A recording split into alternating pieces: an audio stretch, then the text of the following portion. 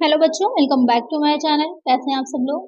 आज की वीडियो में मैं आप लोग के लिए जो आप लोग का HSSC सेट का मेंस का एग्जाम होने वाला है, तो जो बच्चे कॉमर्स ग्रुप से हैं जिनका अकाउंट्स रहेगा उनके लिए मैं प्रैक्टिस सेट लेकर आ रही थी। तो इससे पहले भी कुछ प्रैक्टिस सेट्स मैंने अपलोड किए थे। आज की वीडियो में भी आपका नया प्रैक्टिस सेट रहेगा जिसमें कुछ इंपॉर्टेंट क्वेश्चंस हैं। ये वीडियो को शुरू करते हैं, लेकिन शुरू करने से पहले जिन बच्चों ने अभी तक सब्सक्राइब नहीं किया है सब्सक्राइब जरूर कर लीजिए। वीडियो अच्छी लगा करे तो लाइक भी किया करिए और फ्रेंड्स का शेयर जरूर कर दिया करिए। आप लोग शेयर नहीं करते, वीडियोस को शेयर किया करिए।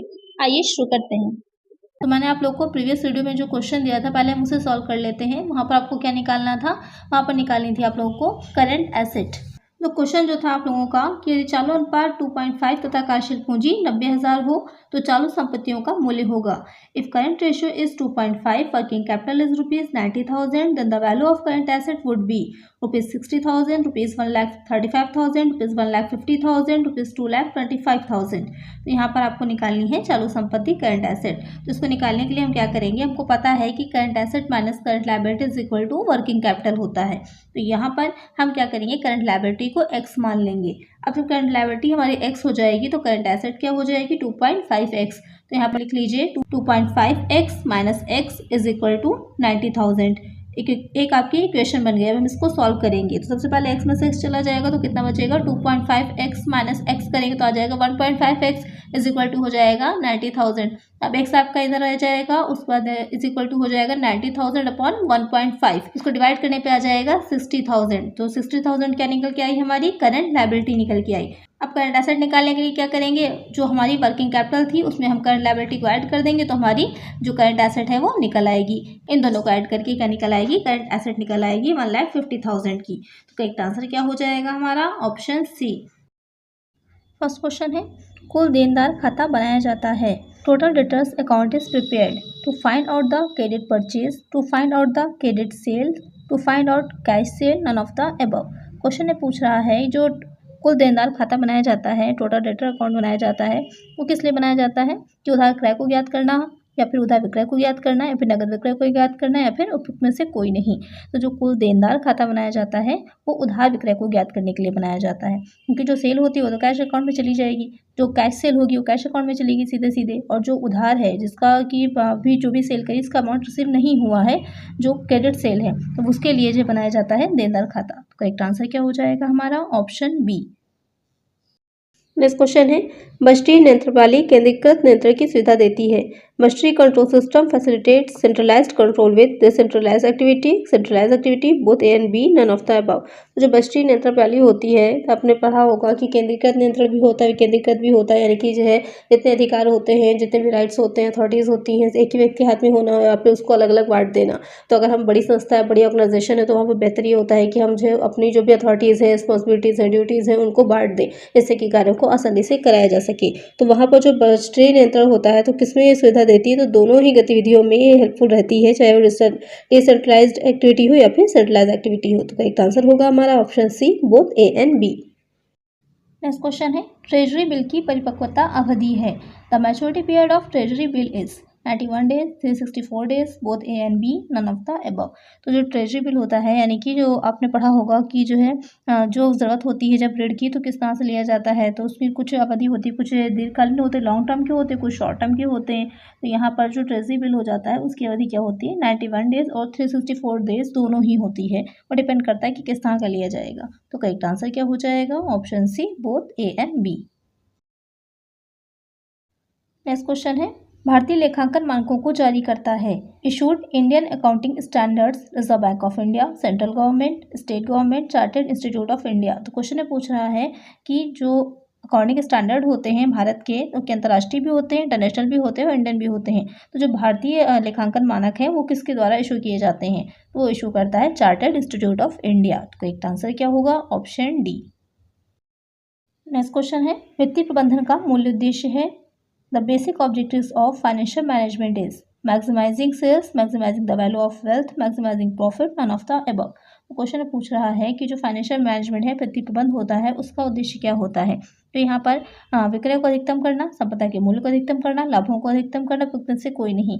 तो इसका उद्देश्य मेनली क्या होता है, संपदा के मूल्य को अधिकतम करना, जो वेल्थ होती है उसको बढ़ाना, जो कि जब वेल्थ बढ़ेगी तो अपने आप ही क्या होगा, सेल बढ़ेगी तभी तो वेल्थ बढ़ेगी और प्रॉफिट भी तभी ज़्यादा होगा। तो करेक्ट आंसर क्या होगा? Option B. शून्य आधार बजट सबसे पहले प्रयोग में लाया गया। Zero based budget was used for the first time. United States of America, in England, in Germany, in India. Question कह रहा है कि शून्य आधार बजट जो है वो सबसे पहले कहाँ पर शुरू किया गया। तो मैंने आप लोग को इसके बारे में पहले भी बताया हुआ है पहले की वीडियोस में। तो आपने वीडियोस नहीं देखी है तो लिंक डिस्क्रिप्शन में, वो वीडियोस भी देख लीजिए। काफ़ी अच्छे क्वेश्चन हैं, आपकी प्रैक्टिस अच्छी हो जाएगी। अब यहाँ पर जो क्वेश्चन पूछ रहा है कि ये सबसे पहले इसकी शुरुआत कहाँ की गई थी, तो इसकी शुरुआत की गई थी in the United state of America. Next question है, निम्न में से कौन लेखांकन का आधारभूत सिद्धांत नहीं है? Which of the following is not a fundamental principle of accounting? Theory of expenses, principle of full disclosure, principle of historical cost, principle of cost and profit. तो यहाँ पर आपको बताना है कि आपने लेखांकन के आधारभूत सिद्धांत पढ़े थे, तो वहाँ यहाँ पर इसमें से कौन सा सिद्धांत जो है वो उसमें नहीं शामिल होता। तो यहाँ पर पूर्ण प्रकटीकरण का सिद्धांत भी आता है, ऐतिहासिक लागत का सिद्धांत भी और लागत एवं लाभ का सिद्धांत भी है। कौन सा सिद्धांत नहीं? व्ययों का सिद्धांत नहीं है, बाकी तीनों है। तो करेक्ट आंसर क्या हो जाएगा? Option A. नेक्स्ट क्वेश्चन है, तरलता की सबसे कड़ी जांच होती है। The most stringent test of liquidity is current ratio, absolute liquidity ratio, liquid ratio, none of the above. Question में कह रहा है कि जब सबसे कड़ी जांच जो होती है, तो आपने तरलता का पढ़ा होगा, जो रेशियो एनालिसिस पढ़ा था, तो वहाँ पर हमने पढ़ा था कि जो लिक्विडिटी रेशियो निकाले जाते हैं कि कितनी तरलता है, तो उसमें आपने पढ़ा था करंट रेशियो था, पढ़ा था लिक्विड रेशियो, पढ़ा था एब्सोल्यूट लिक्विड रेशियो पढ़ा था। तो यहाँ पर जो सबसे कड़ी जांच होती है तरलता की, तो वो होती है पूर्ण तरलता अनुपात, एब्सोल्यूट लिक्विड रेशियो। जो आप लोगों का करंट रेशियो का था वो 2:1 था, जो लिक्विड रेशियो का था वो कितना था? 1:1, और जो पूर्ण तरलता था वो कितना हो जाएगा? 0.5:1 रेशियो है। तो ये भी ध्यान में रखिएगा, मैचिंग के लिए आ सकता है। करेक्ट आंसर हो जाएगा ऑप्शन बी। नेक्स्ट क्वेश्चन है, नियोजन भविष्य को पकड़ने के लिए बनाया गया पिंजरा है, ये कथन किसका है? Planning is a cage made to catch the future, this statement is. ये एक डिफिनेशन है, तो ये किसकी डिफिनेशन आपको ये बताना है? एलेंस, टेरिस, हार्लेज, ह्यूमेंस। तो ये जो डिफिनेशन है कि जो प्लानिंग के बारे में आपने पढ़ा होगा कि क्या होता है, जो फ्यूचर में होने वाला है उसको पहले से ही हम डिसाइड करके उसकी एक पूरा प्लान तैयार कर लेते हैं। तो उसके बारे में ये पता करना किसकी डिफिनेशन है, तो ये हो जाएगी एलन की। लुइस एलन जो थे उन्होंने डिफिनेशन दी थी। करेक्ट आंसर क्या हो जाएगा? Option A. नेक्स्ट क्वेश्चन है, क्षतिपूर्ति का सिद्धांत लागू होता है। The principle of indemnity applies. Life insurance, life and fire insurance, life and marine insurance, marine and fire insurance. Question कह रहा है कि जो प्रिंसिपल ऑफ इंडेमनिटी है, यानी जो क्षतिपूर्ति का सिद्धांत होता है वो किस में लागू होता है? वो लागू होता है मरीन एंड फायर इंश्योरेंस में। करेक्ट आंसर क्या होगा? Option D. नेक्स्ट क्वेश्चन है, विनियोग पर प्रत्यय की गणना की जाती है। Return on investment is calculated through profit and investment, by cost and investment of capital, by profit and sales, none of the above.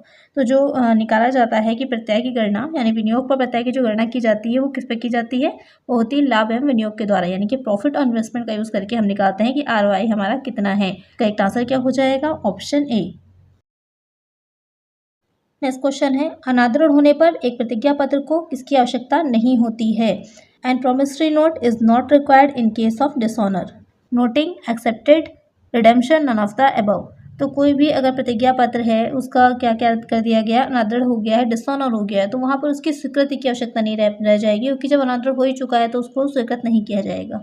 Correct answer क्या हो जाएगा? Option B. क्वेश्चन है, लिफो विधि का प्रयोग प्रयुक्त होता है। LIFO method is suitable for in case of price rise, in case of falling price, in case of fixed price, all of the above। तो जो LIFO मेथड होता है, यानी कि लास्ट इन फर्स्ट आउट, जो लास्ट में आया उसे सबसे पहले ही निर्मित किया जाएगा। तो उसको कब यूज़ किया जाता है? जबकि प्राइजेस बढ़ रहे होते हैं, हाई होते हैं। तो करेक्ट आंसर क्या होगा? Option A, in case of price rise. Next question है, वस्तु विक्रय अनुबंध लागू हुआ। Good sales contract comes into force 1872, 1930, 1932, 1949। तो आपको बताना है कि जो गुड सेल यानी कि वस्तु विक्रय अधिनियम था वो कब आया था, कब लागू हुआ था? तो लागू हुआ था 1930 में, 1930 में। कुछ ऐसे अनुबंध हैं, इनको देख लीजिएगा। पार्टनरशिप एक्ट है, कॉन्ट्रैक्ट एक्ट है, कंपनीज एक्ट है, इनकम टैक्स एक्ट है, या वस्तु विक्रय अधिनियम है, GST है, गुड्स एंड सर्विसेज टैक्स है। ये सब कब आए थे, कब लागू हुए थे, इनको एक बार देख लीजिएगा। करेक्ट आंसर क्या हो जाएगा? Option B. नेक्स्ट क्वेश्चन है, संपत्तियों के सत्यापन में सम्मिलित है। Verification of assets includes physical inspection of properties, verification of the fair value of the assets, verifying that the property is free from encumbrance, all of the above.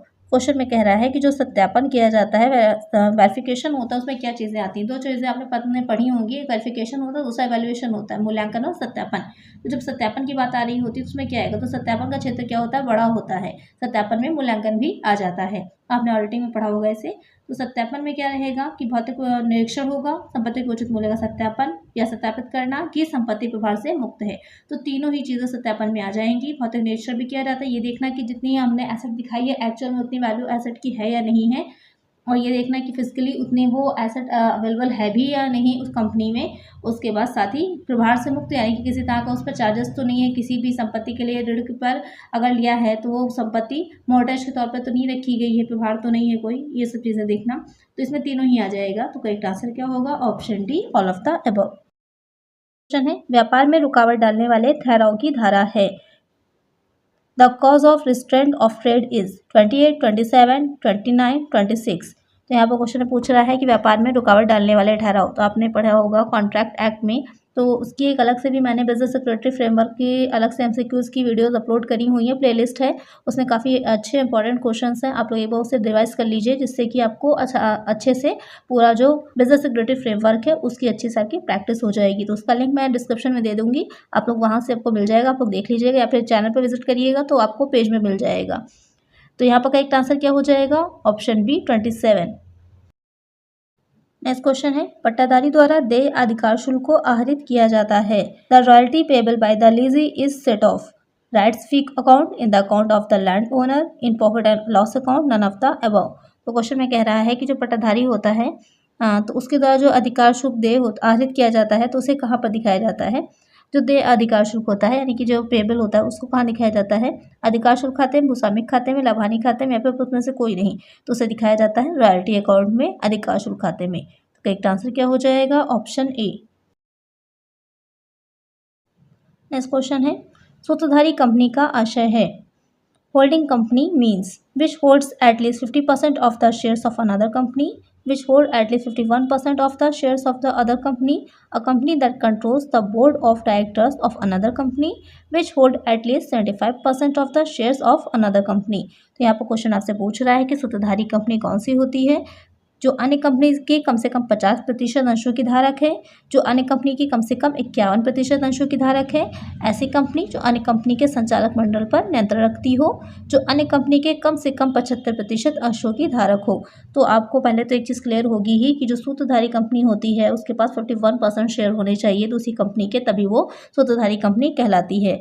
जो holding company कहलाती है, नाम से ही क्लियर हो रहा है, holding company जो दूसरी कंपनी इसके अंडर में काम करे, जो उसको होल्ड करे, उसको चलाए। तो यहाँ पर जो 51% कंपनी में के शेयर्स होते हैं तो वहाँ पर वो होल्डिंग कंपनी या फिर सूत्रधारी कंपनी होती है। उसके पास अधिकार होता है, राइट्स होता है कि वो अपने अकॉर्डिंग जो दूसरी कंपनी होती है, ज़्यादा शेयर्स उसके पास होने का मतलब भी यही है कि उसके पास ज़्यादा राइट्स रहते हैं, वो ज़्यादा डिसीजंस में उसका जो है नियंत्रण रहेगा।